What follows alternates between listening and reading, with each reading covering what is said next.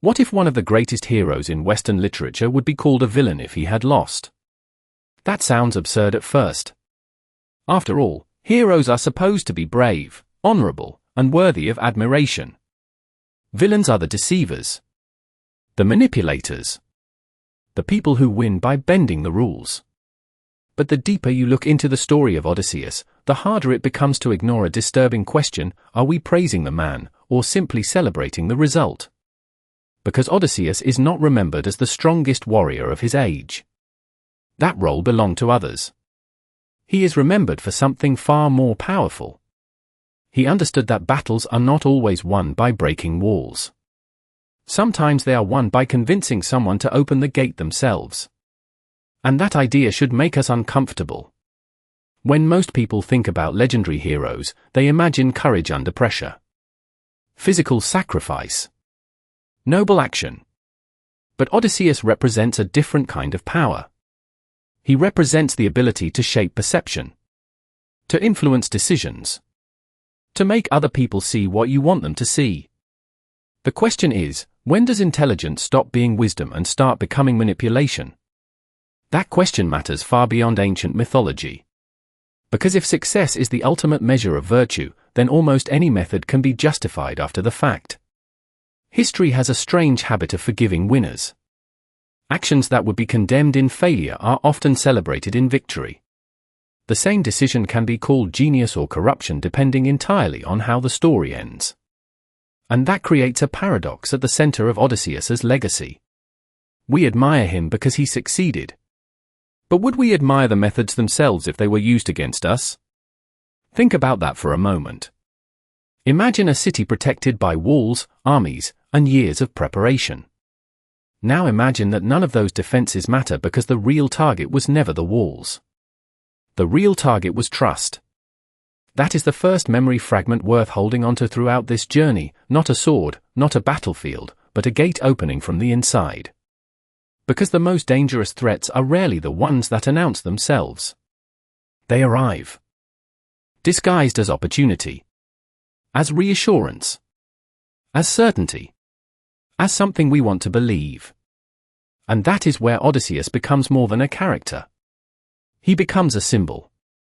A symbol of a timeless force that appears again and again throughout human history, the power to influence people without them realizing they are being influenced. Some call that wisdom. Others call it manipulation. The uncomfortable truth is that both may rely on the same tools. And that leads us to a mystery that has survived for thousands of years. Maybe the real question was never whether Odysseus was a hero. Maybe the real question is why human beings are so willing to celebrate deception when it delivers the outcome they wanted all along. Because if a hero and a villain can use the same methods, then the line separating them may be far thinner than we would like to believe. I want to stay with that image for a moment, the gate opening from the inside. Because the deeper mystery is not why a strategist would use deception. Strategists have done that throughout history. The more difficult question is why society so often admire it after the fact. What exactly are we rewarding when we celebrate someone like Odysseus? Is it wisdom? Or is it effectiveness? Those sound similar, but they are not the same thing. Wisdom asks whether something should be done. Effectiveness asks whether it can be done. And one of the most fascinating contradictions surrounding Odysseus is that his reputation seems to sit directly between those two ideas. When people describe him as brilliant, they usually focus on outcomes. The city falls. The objective is achieved. The mission succeeds. But notice what quietly disappears from the conversation, the moral cost of the method itself. That omission matters. Because history tends to remember results and forget processes. A failed deception becomes a disgrace. A successful deception becomes a masterpiece. The action remains the same. Only the outcome changes. And yet our judgment changes with it. Why? That question pushes us beyond mythology and into something much larger. It forces us to confront a pattern that appears again and again across civilizations, institutions, and even everyday life. People often claim they value honesty. But they frequently reward success. And when those two values collide, success has a remarkable way of rewriting the story. This is where Odysseus becomes less of a person and more of a mirror. A mirror reflecting an uncomfortable feature of human nature. We like to believe that our heroes succeed because they are virtuous. But sometimes we decide they are virtuous because they succeeded. That reversal changes everything. Suddenly, the central conflict is no longer taking place on a battlefield. It is taking place inside the human mind. And that brings us to another memory fragment. Not the image of a warrior. Not the image of a king. But the image of a mask. A hero's mask. Because masks are powerful things. They do not necessarily hide lies. Sometimes they hide questions we do not want to ask. Questions such as, how much manipulation are we willing to tolerate from someone we admire? How many ethical compromises become acceptable when they produce results we like? The contradiction becomes even more unsettling when we consider influence. Odysseus's greatest legacy may not be that he achieved victory. It may be that he transformed the meaning of power itself. Before physical force can change the world, it must first overcome resistance. But influence works differently. Influence changes what people believe. And once beliefs change, resistance often disappears on its own.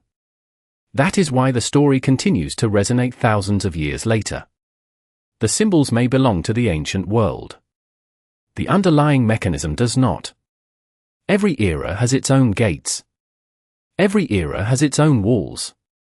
And every era has people trying to discover the shortest path through them. Some use truth. Some use persuasion. Some use deception. From a distance, those methods can appear surprisingly similar. Which raises a troubling possibility. Maybe the most dangerous forms of power are not the ones that force people to act against their will. Maybe they are the ones that make people believe the decision was entirely their own. And if that is true, then perhaps we have been asking the wrong question all along. Instead of asking whether Odysseus was a hero or a villain, should we be asking something far more unsettling? At what point does intelligence stop solving problems and start redesigning reality itself?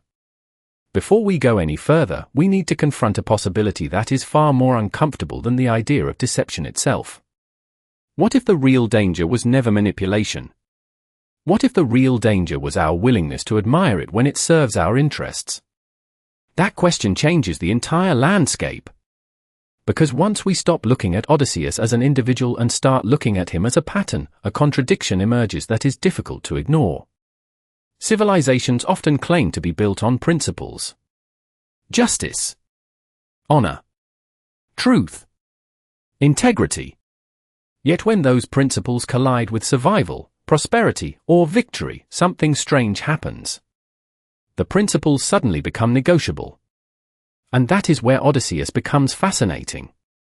Not because he breaks the rules, but because he exposes which rules people are willing to abandon when enough is at stake. That is a very different role. He is not merely a strategist. He is a stress test for morality. Think about what that means. Most ethical systems seem stable when the cost of doing the right thing is low. The real test comes when doing the right thing threatens success itself. That is where the contradiction appears. People often say they want moral leaders. But history repeatedly elevates effective leaders. Not always the same thing.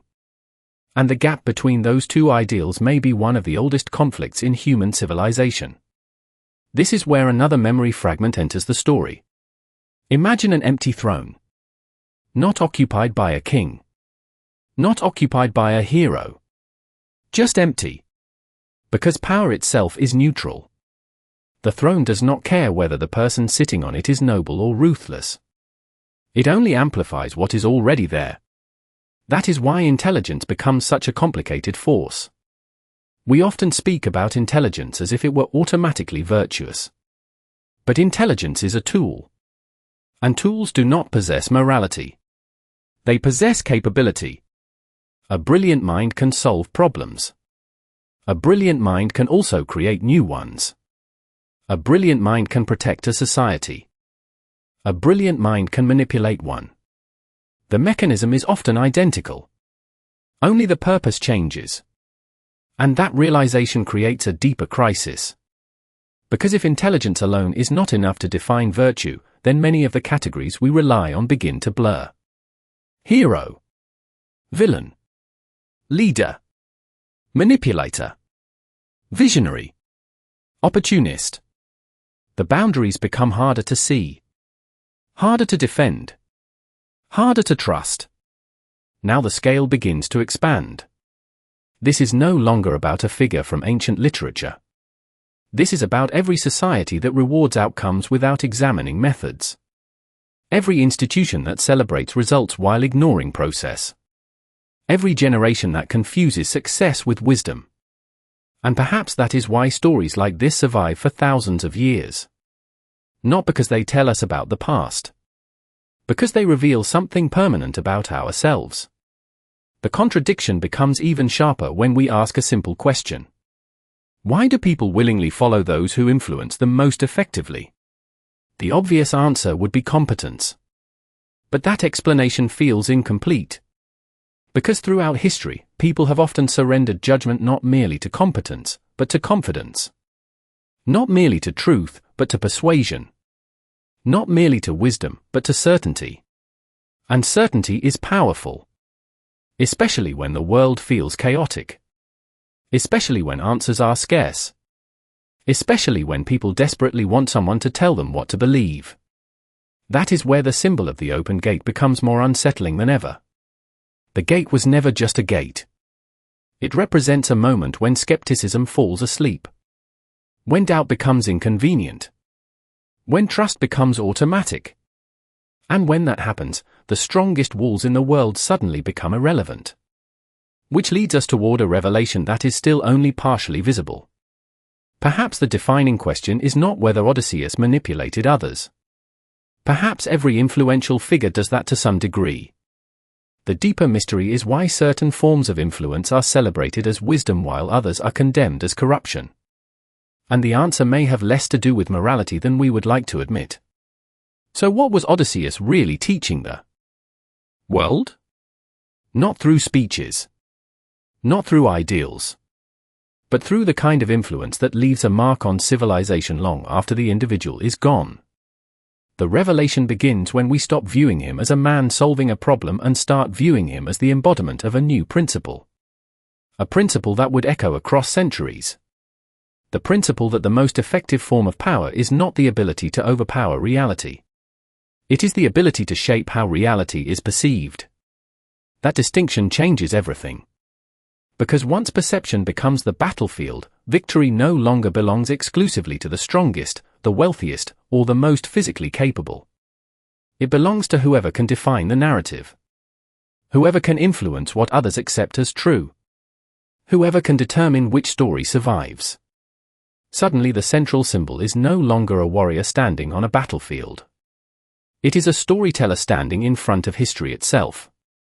That is why the deeper significance of Odysseus is not military. It is psychological. His lasting influence comes from revealing that human beings do not act according to reality alone. They act according to the reality they believe they are living in. This is where another memory fragment emerges. Imagine a map. Not a map of land. A map of minds. Invisible pathways connecting assumptions, expectations, hopes, fears, and beliefs. Most people attempt to change outcomes by attacking visible obstacles. The true strategist studies the map beneath the surface. The unseen architecture of perception itself. And here we uncover a paradox that reaches far beyond ancient literature. Civilization depends on shared beliefs. Trust. Reputation. Meaning. Legitimacy. Every institution rests upon them. Every community depends upon them. Every culture is held together by them. Yet the same beliefs that create stability can also create vulnerability. Because anything built upon perception can be influenced through perception.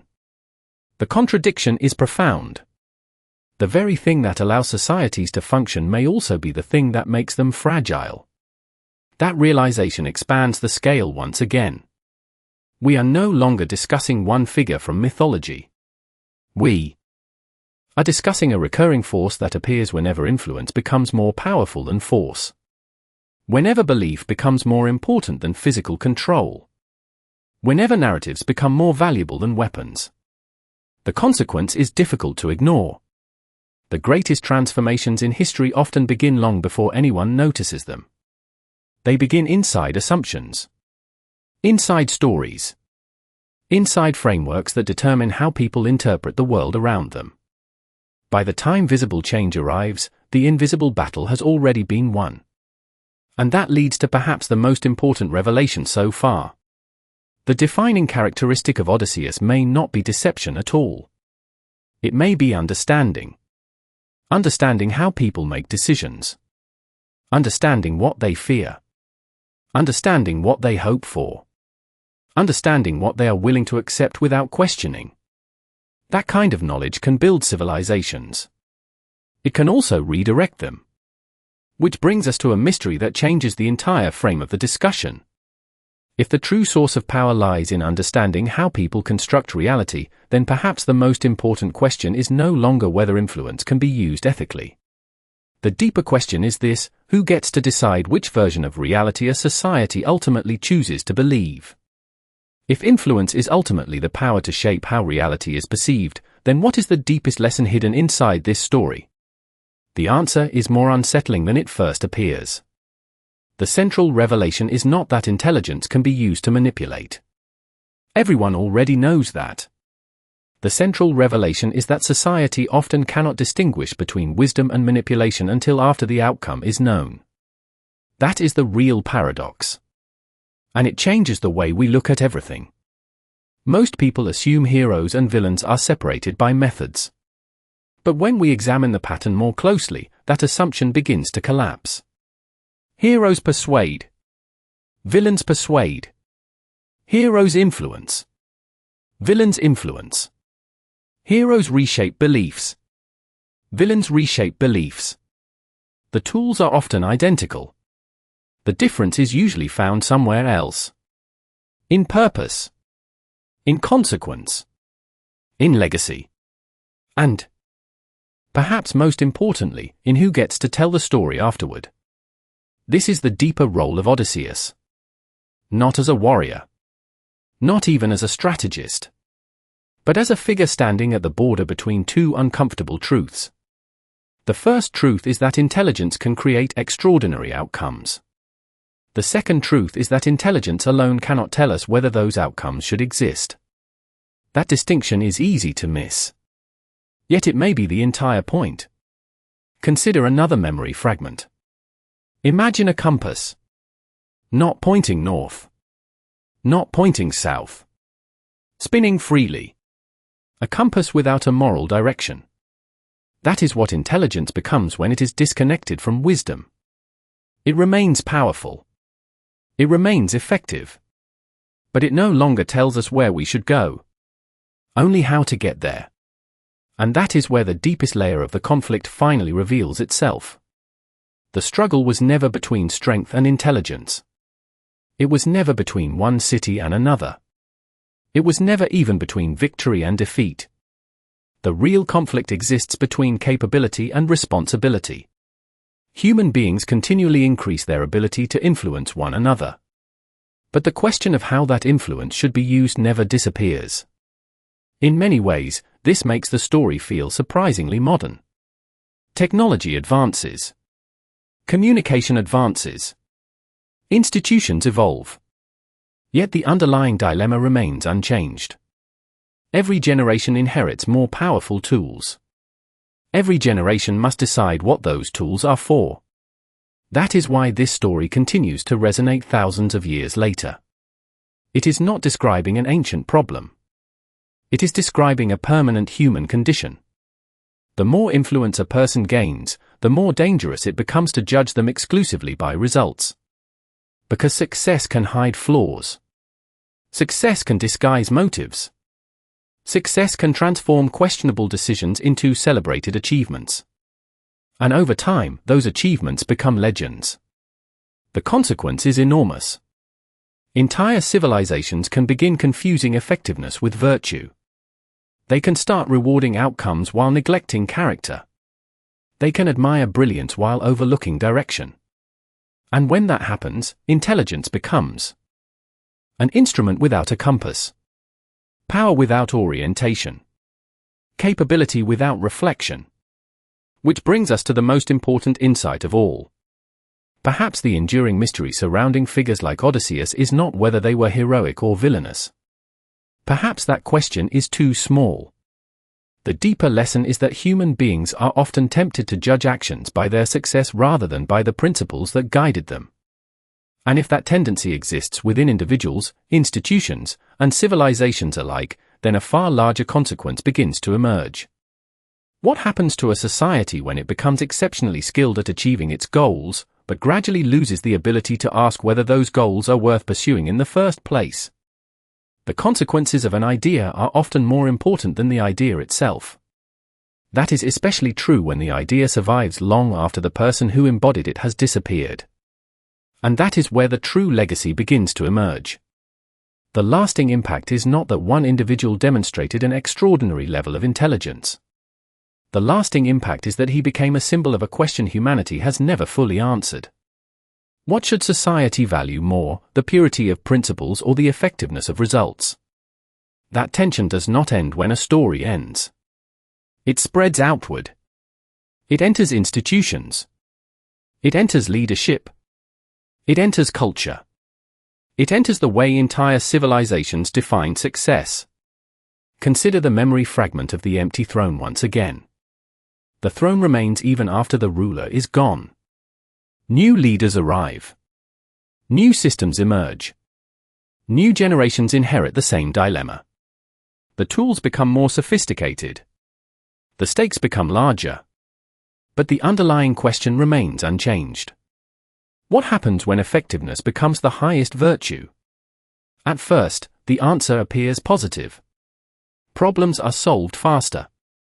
Goals are achieved more efficiently. Obstacles disappear. Progress accelerates. Yet hidden inside that success is a subtle cost. When outcomes become the primary measure of value, methods gradually become secondary. Then principles become negotiable. Then boundaries become flexible. Then the distinction between wisdom and mere capability begins to fade. This is the psychological consequence that few people notice. Success does not merely reward behavior. It legitimizes it. Future generations look backward and assume that what worked must also have been right. And that assumption can reshape entire cultures. The scale expands again. We are no longer talking about one legendary figure. We are talking about a pattern that repeats across history. Individuals become symbols. Symbols become ideals. Ideals become systems. Systems shape the behavior of millions. That is why legacies are so powerful. A legacy is not what someone leaves behind. A legacy is what continues influencing people after they are gone. And in that sense, the most enduring legacy here may not be strategic brilliance. It may be the normalization of a dangerous temptation. The temptation to believe that success alone can answer moral questions. Another memory fragment appears here. Picture a compass lying beside a crown. The crown represents achievement, recognition, victory. The compass represents direction, purpose, judgment. Most societies spend enormous energy pursuing the crown. Far fewer spend the same energy protecting the compass. Yet history suggests that losing the compass is often far more costly than losing the crown. Because a society that loses direction may continue advancing while moving toward something it does not fully understand. That realization pushes the conversation beyond literature and into human nature itself. People admire competence. They admire intelligence. They admire those who can navigate complexity. But admiration carries responsibility. The more influence a figure acquires, the more carefully we must examine what that influence teaches. Not simply what it accomplishes. Because accomplishments fade. Influence survives. This leads to a final consequence that still echoes today. The greatest ideas rarely spread because they are forced upon people. They spread because they become attractive, familiar, normal, eventually invisible. And once an idea becomes invisible, it becomes extremely difficult to question. Which leaves us with a paradox that remains unresolved. If every civilization eventually inherits the values of the figures it celebrates, then perhaps the most important question is not who deserves to be remembered. Perhaps the more important question is what lessons we are unknowingly preserving when we choose our heroes in the first place. In the end, perhaps the reason this story refuses to disappear is not because it gives us answers. It survives because it leaves us with a tension that can never be fully resolved. Across thousands of years, cultures have changed, technologies have transformed the world, and entire civilizations have risen and fallen. Yet the fundamental dilemma remains standing exactly where it always was. Human beings continue searching for people who can lead them through uncertainty. People who can see farther, think faster, navigate complexity more effectively than everyone else. But hidden inside that search is a risk that never goes away. The risk of becoming so impressed by capability that we stop asking deeper questions about direction. That is why the most powerful image left behind is not a hero, a king, or even a strategist. It is a gate opening from within. A simple image. Yet it contains an extraordinary truth about human nature. Most of the forces that shape our lives do not arrive as obvious enemies. They arrive as ideas, assumptions, narratives, beliefs. They arrive carrying promises. They arrive carrying certainty. They arrive carrying explanations that feel comforting enough to accept without resistance. And once accepted, they become part of the architecture through which we interpret reality itself. That may be the deepest meaning hidden beneath everything we have explored. The greatest influence is rarely exercised over our actions. It is exercised over the frameworks that determine how we understand those actions in the first place. Consider the memory fragments we have carried throughout this journey. The open gate. The empty throne. The compass without direction. None of them are really objects. They are reflections of recurring human choices. The gate asks whether we are paying attention to what we allow into our minds. The throne asks whether power changes people or merely reveals them. The compass asks whether intelligence alone can guide us toward anything worth becoming. Together, they form something larger than a literary interpretation. They form a meditation on responsibility. Not the responsibility of heroes. Not the responsibility of leaders. The responsibility of anyone capable of influence. Because influence, whether large or small, always leaves traces behind. Long after achievements fade. Long after victories lose their shine. Long after names become legends. What remains is the pattern that future generations inherit. And perhaps that is the final reason this story still matters. It forces us to confront a possibility that is both humbling and unsettling. The line separating wisdom from manipulation may never be perfectly clear. The line separating admirable influence from dangerous influence may shift with time, circumstance, and perspective. Yet the obligation to examine that line never disappears. Maybe that is why the story continues to echo across centuries. Not because it teaches us who to admire. Not because it tells us who was right. But because it asks us to look more carefully at the forces that shape our judgments before we realize they are shaping them. And perhaps the most important question is not whether a legendary figure from the distant past deserves the title of hero or villain.